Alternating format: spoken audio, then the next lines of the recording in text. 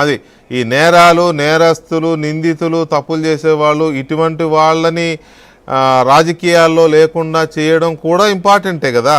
అది అది ఆ విషయంలో సంథింగ్ బిహైండ్.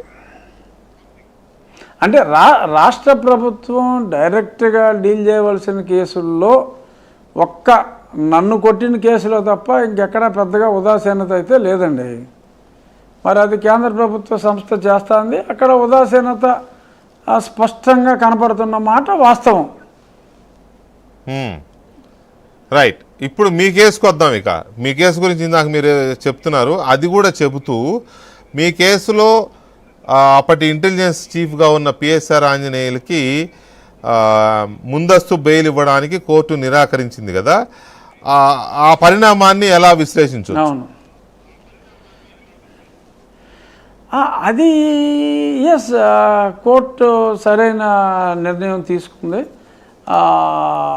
కానీ ఇక్కడ అసలు మెయిన్ పాయింట్ ఏంటంటే పివి సునీల్ కుమార్ అనే వ్యక్తి A1గా అంత స్పష్టంగా ఉన్నాడు. అందులో A1గా ఉన్న పివి సునీల్ కుమారు అప్పుడు ఆ డిపార్ట్మెంట్కి హెడ్. అతను ఇప్పటి వరకు కూడా కనీసం పివి సునీల్ కుమార్ని ఎందుకని పిలిచి విచారించలేదు అనేది నాకు అత్యంత విచారాన్ని కలిగిస్తున్న అంశం. ఎందుకు ఇప్పుడు దాకా? సరే, అతను ఏదో ఆర్గనైజేషన్ ఉంది, నాకేదో అంబేద్కర్స్ ఇండియా మిషన్ అని ఆయన ఏదేదో మాట్లాడుతూ ఉంటాడు. నేను చిటికేస్తే మరి కొన్ని లక్షల మందో కొన్ని కోట్ల మందో వస్తారని ఏదో చెప్తూ ఉంటాడు అతను. మరి అతను మాట్లాడే మాటలకి మరి ఏదన్నా మరి కొంతమంది ఏమైనా వెరపు చెందుతున్నారా అనేది నాకు అర్థం కాల. ఇప్పుడు ఓకే, నో డౌట్ కింద నుంచి ఎంక్వైరీ చేసుకుంటూ వచ్చి అప్పుడు ఆయన దాకా వెళ్తారు అని అనుకోవడానికి, అంటే ఇందాక మీ కంపారిజన్ ఏదైతే మీరు లోటస్ పాండ్ అని అన్నారో ఆర్ సమ్ ప్యాలెస్ అని అన్నారో, ఆ ప్యాలెస్ అన్న వ్యక్తి ఎఫ్ఐఆర్లో లేడు. అతను ఎఫ్ఐఆర్లో లేడు, ఇంకా వీళ్ళు పెట్టిన ఎఫ్ఐఆర్లో.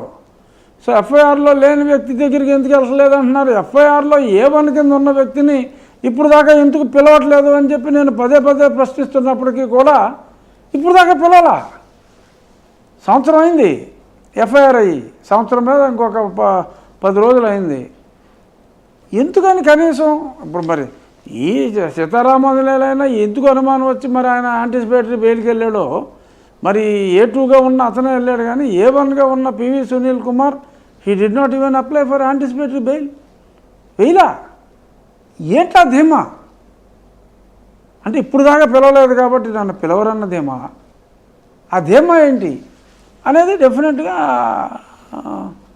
నేను ఎన్నోసార్లు మాట్లాడుతున్నా. అదే నేను అంటున్నది కూడా అదే రఘురామరాజు గారు, నేను అంటున్నది కూడా ఆల్రెడీ హత్య జరిగిపోయిన వివేకానంద రెడ్డి గారి హత్య కేసు దర్యాప్తు ముందుకెళ్ళదు. మిమ్మల్ని చంపడానికి కిడ్నాప్ చేసి తీసుకెళ్ళి చంపేయాలని చూశారని మీరు స్వయంగా చంపేయడానికి ప్రయత్నించారని మీరు స్వయంగా ఆరోపణ చేసిన మీ కేసు ముందుకెళ్ళదు. మీ కేసులోనూ A3 మాజీ ముఖ్యమంత్రి A3గా ఉంది మీ కేసులో. A3 ఆ కేసు అంటే చచ్చిపోయిన ఆయన కేసు ముందుకెళ్ళదు, బతుకున్న మీ కేసు ముందుకెళ్ళదు. మధ్యలో ఇంకా చాలా కేసులు ముందుకెళ్ళవు.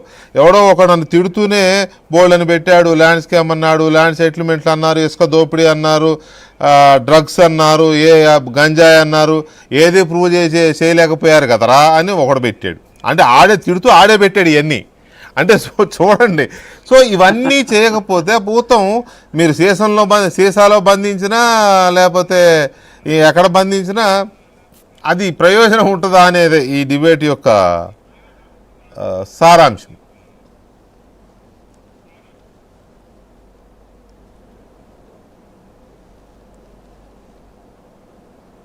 వాయిస్ కట్ అయిందండి?